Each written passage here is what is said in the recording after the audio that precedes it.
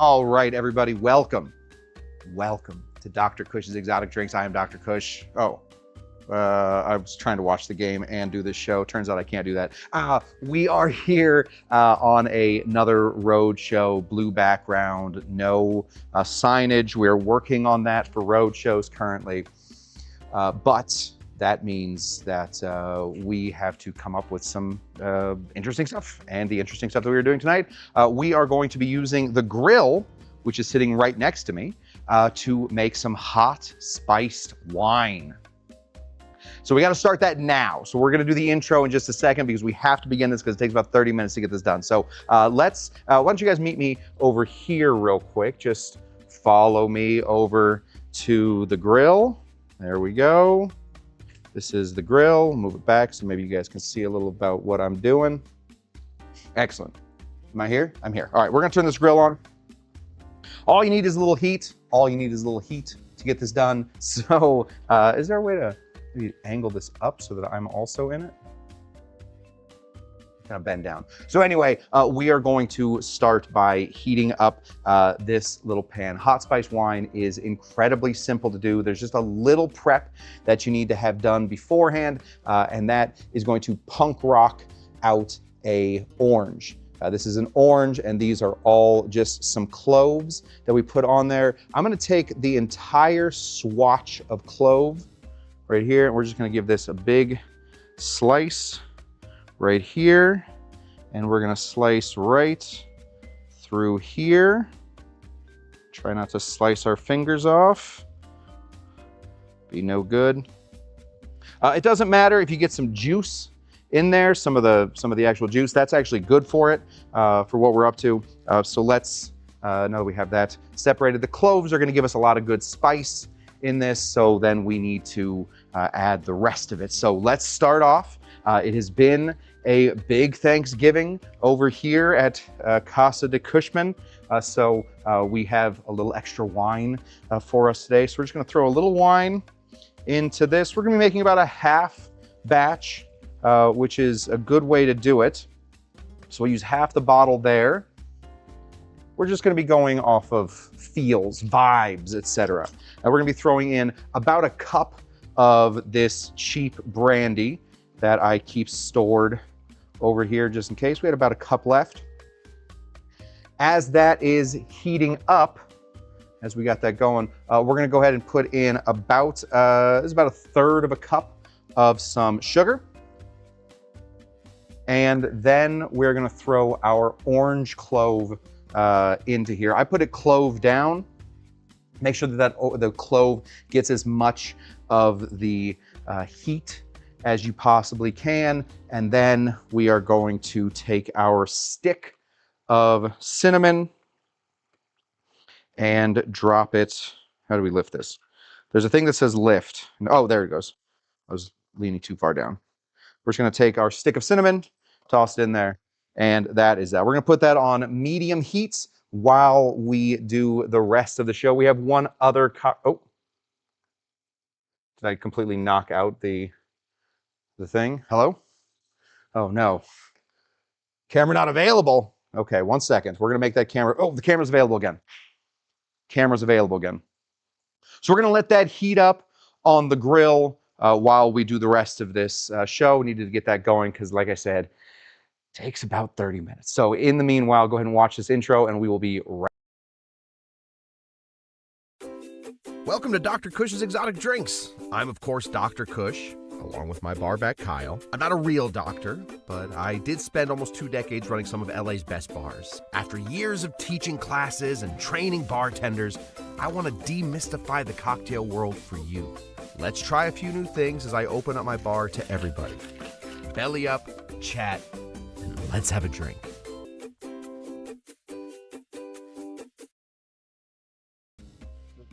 Okay. Show's over. We've done everything. No, we have extra wine. We have more wine. I got a whole extra, I got this much wine left. There's only so many glasses of wine that I can drink over a week while I'm doing the Christmas, Thanksgiving experience.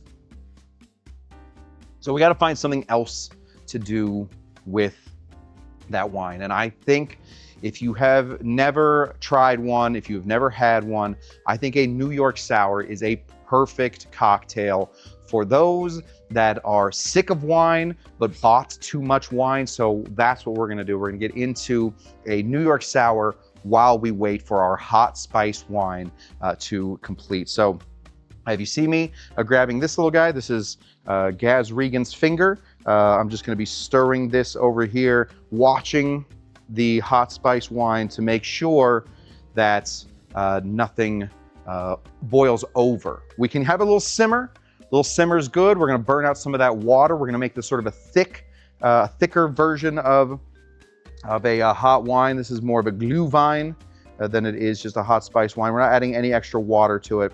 So we want some of that water to burn out.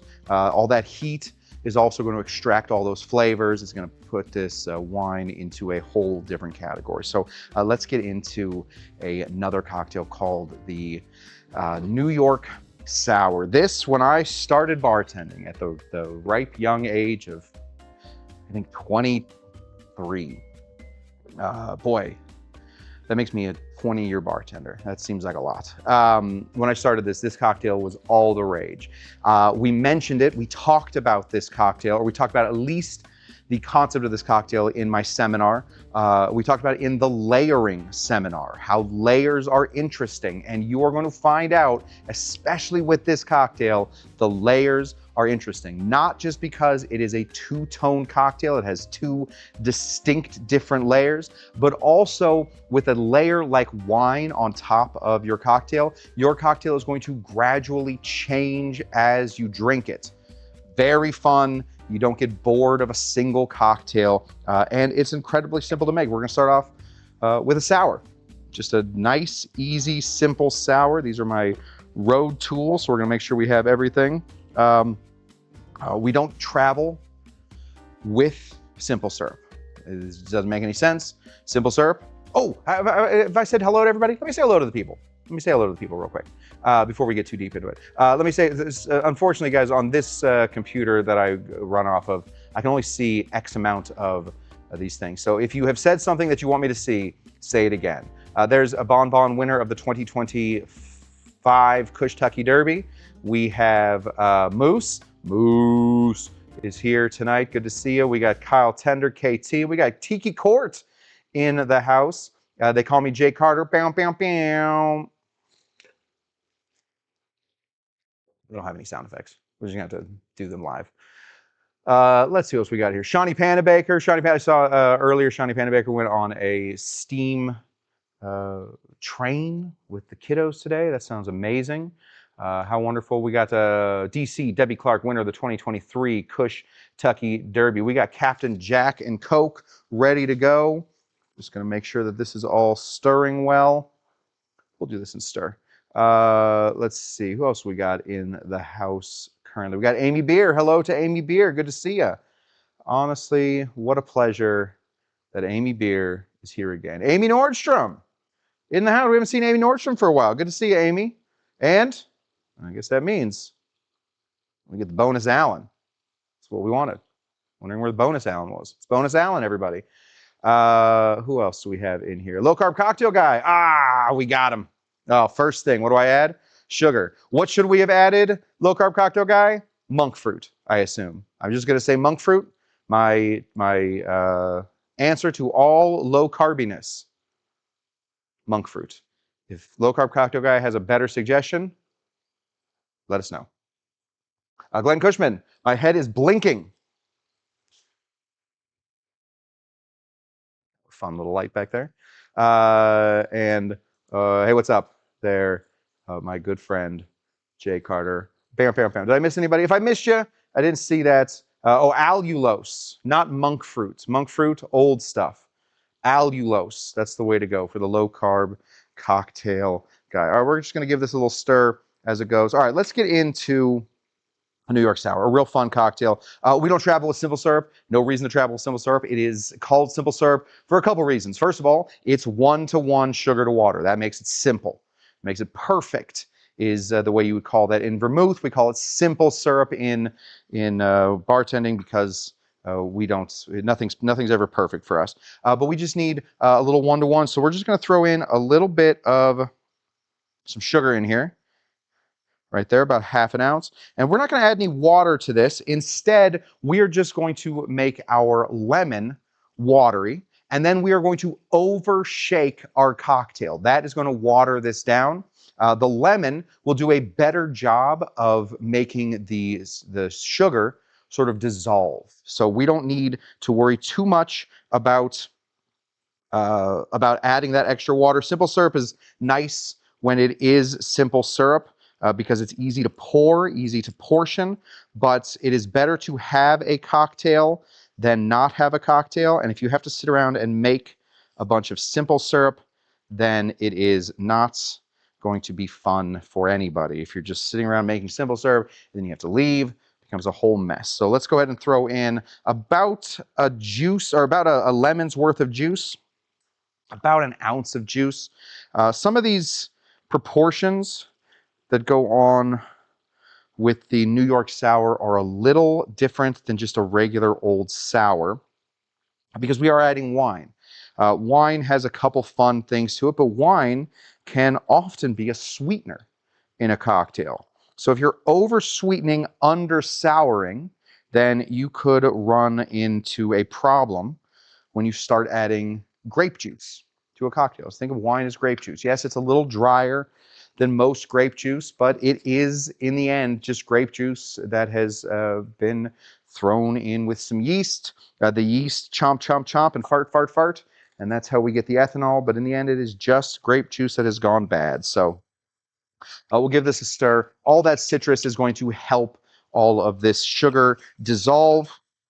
Citrus does very well with that. So we're going to stir, stir, stir right there until all of that has disappeared. Yeah, excellent. Throw a touch more sugar in there. I'm feeling like I'm a little under sugared at this point.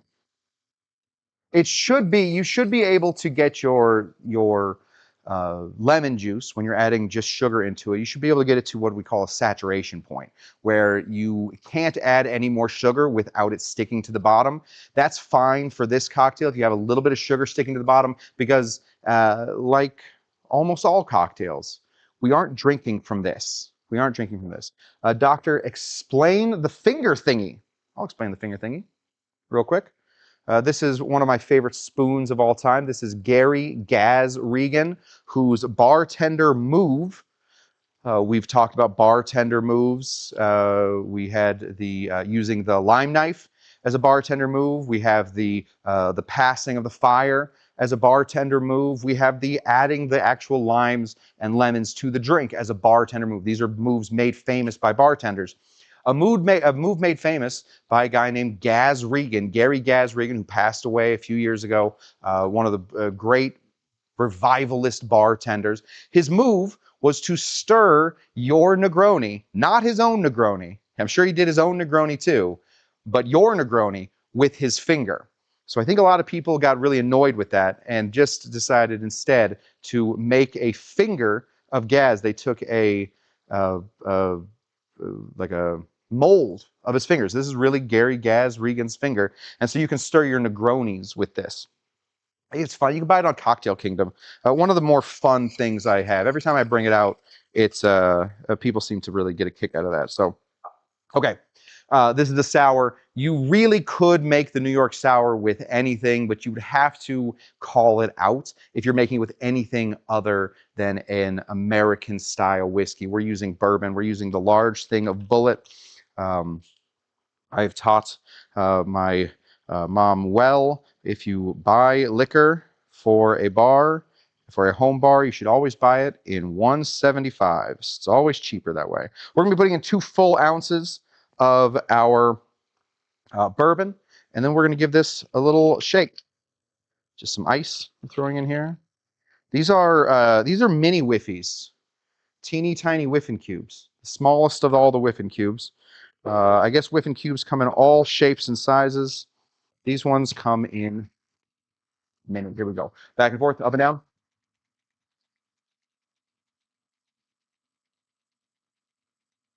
Turn this up a little bit, get a little heat. I have some steam right now coming off of my glue vine, my hot spice wine. Two things, one time. Look at me.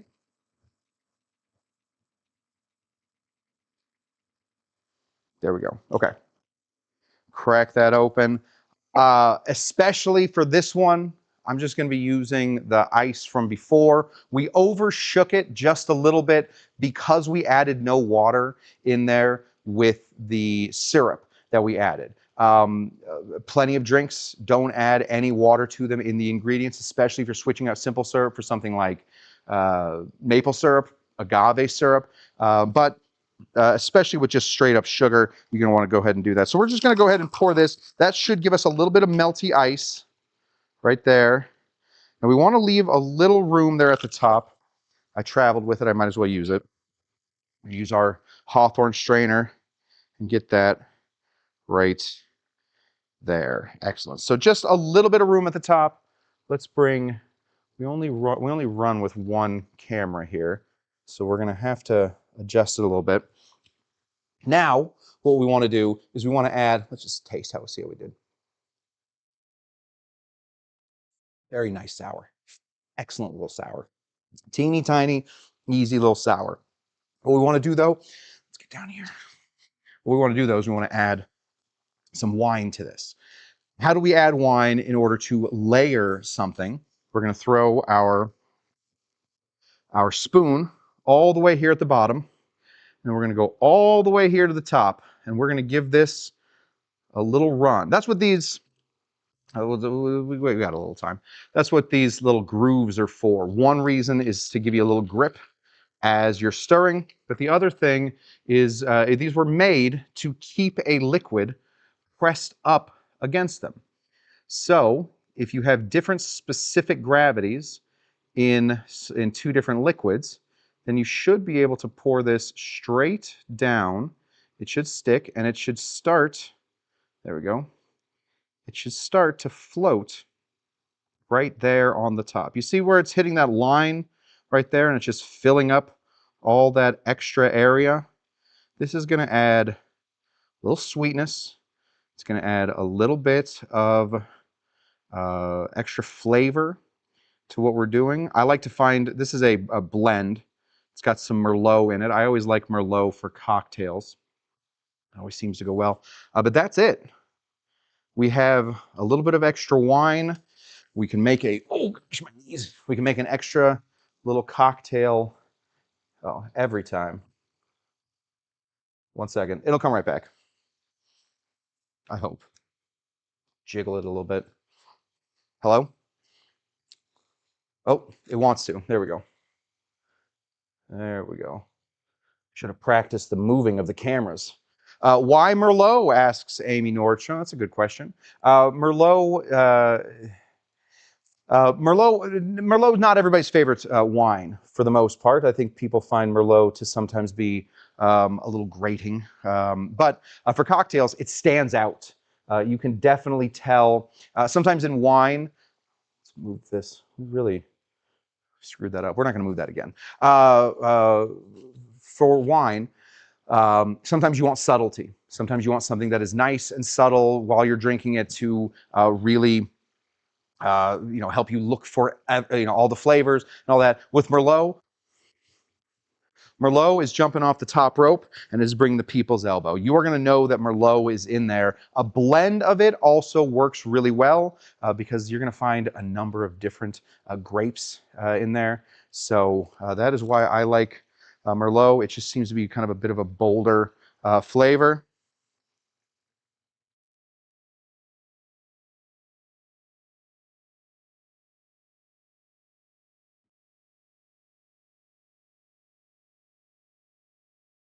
We have visitors.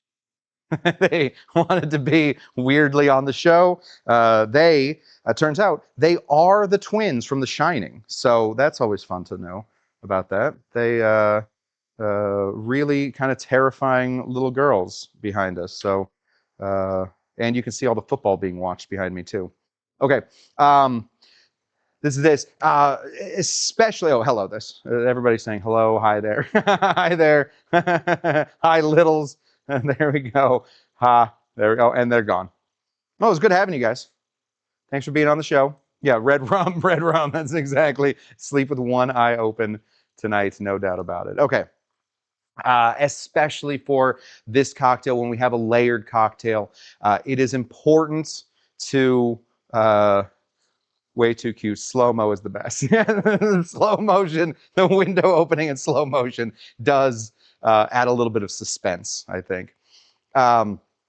Especially with this cocktail, we don't want to add any kind of straw to it. We want to drink this one as it goes. That's not always the case with layered cocktails, but for this one, because the layer isn't just the way it looks, the layer is a big part of the flavor, we do want to drink this one straight. Now, two different ways to drink this. Take a sip of it first to see if you like all of that wine in there. If you don't, give it a stir. The wine will sort of dissipate into the drink and you'll have one uniform flavor. But for this, much better to sip, and every sip you have will get progressively more sour. So cheers. Oh. Big bold wine on top. Some spice from the bourbon, some wood from the bourbon, hitting in there the sweetness from the sugar. Really, really nice cocktail. If you want to go real big with this one, you throw an egg into that original sour mix, give it a real big shake. You'll get a layer of foam on top. This way, you have to make sure that your technique for pouring is good, because you want to put a layer of wine in between the foam from the egg and the drink from the rest of it. All right, Alan brings up a good point. Don't forget about the heated wine. That is very smart. I think we're coming up on the time. Just going to give it a smell over here. I'm going to add just a touch more sugar. I can smell it's a little undersweetened. As with all of this, you sort of learn as you go, especially with batched cocktails. Big cocktails that come that you are making for more than 3 people. And I think we'll probably make this one for maybe 3 or 4 people.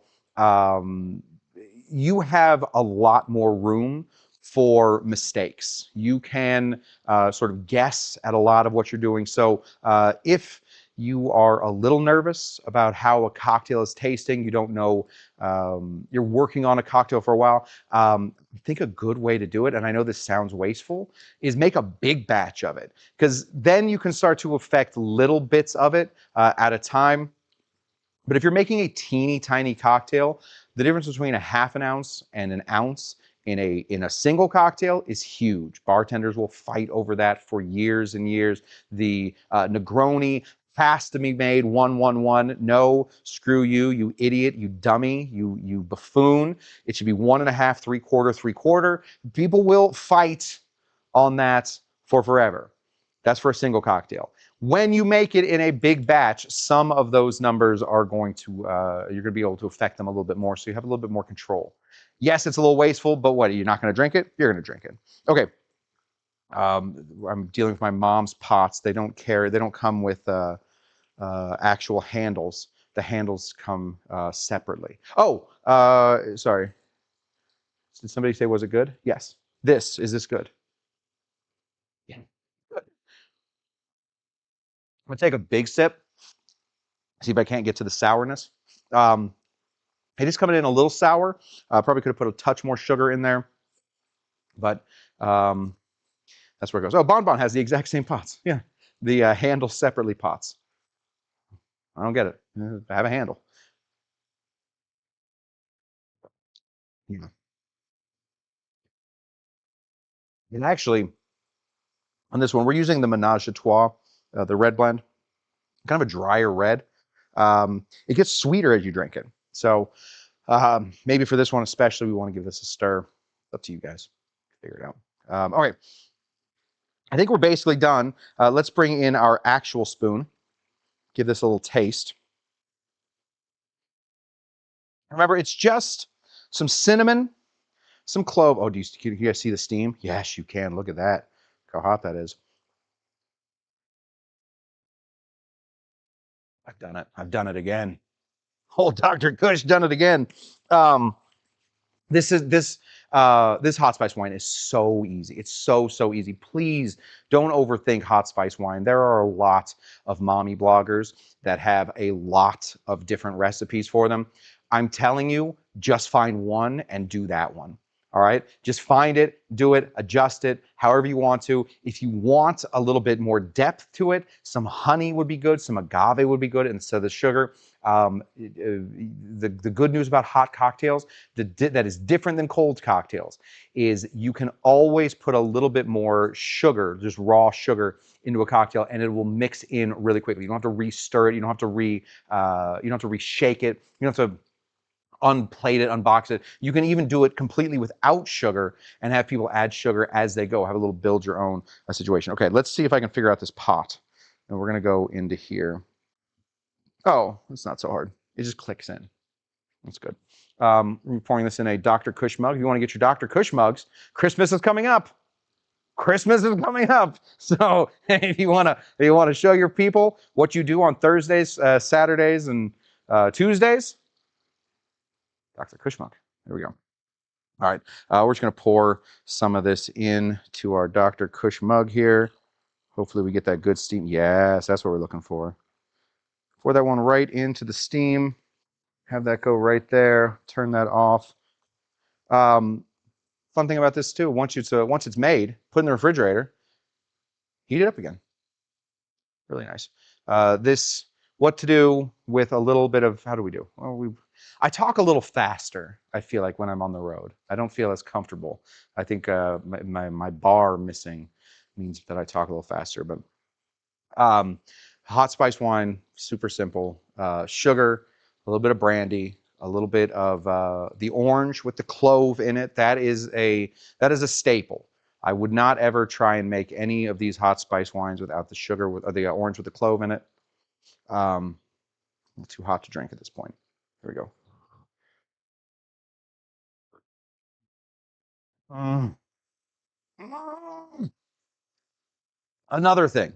Just keep doing can we just keep doing things? I'm just gonna keep doing things. Brandy. I will. Can I meet with the brandy execs right here on camera one? I will sell brandy. I really like brandy. Cheap brandy, I think is delicious. Expensive brandy, I will shill expensive brandy. I like brandy. Brandy is such an underrated. For some reason, we got into our heads that little old ladies drink brandy, and nobody wants to do what little old ladies do. So we've gotten rid of brandy. Don't think of brandy as little old lady drink anymore. Think of it as a Dr. Cush drink. Think of it as a bearded, slowly, faster than I want to, but quickly turning white bearded men, ex-bartenders. Think of it as that kind of drink. That's the kind of drink that brandy should be. It's Brunwein, burnt wine. It's delicious. Brandy's very important. Brandy's bringing some sweetness to this that otherwise we wouldn't have. It's also bringing that woodiness. If you put in whiskey, unless you're putting in like a really overly corned whiskey, something that's, I don't know, 75% corn, you're not going to get the sweetness that you want. So, yeah, low carb cocktail guy. Love a brandy milk punch. Brandy milk punches are the best. Clarified or unclarified brandy milk punches are delicious. Low carb cocktail guy, can you give us a quick low carb count? How many carbs does milk have? If I accidentally one day make a low carb drink, I want to know if I did it with milk. Does milk have extra uh, carbs in it that we don't want? We made a wine cocktail last Thursday and lessened the orange liqueur and added Canton ginger and a little orgeat. Boy, that sounds really good. How did the orgeat do in? Oh, it wasn't a hot cocktail. Was it a hot cocktail? Hot cocktails, sometimes with that orgeat, can become a little problematic depending on how you do it. Sometimes the orgeat will curdle if you're heating it up too much. My dad, who would know more about this, says always a Malbec. Malbecs are really nice sipping wines. I find that they fall a little flat in cocktails, but that's not normally what we're drinking wine for when I get together with my dad. So, oh, he missed his gin. Oh, dang. I will, we got to go by that way anyway. We'll drop it off tomorrow. How's that sound? Rum in a glass, too lazy to make simple today. Yeah, absolutely. Simple syrup is annoying to make sometimes. Okay, anyway. Am I kind of glitchy?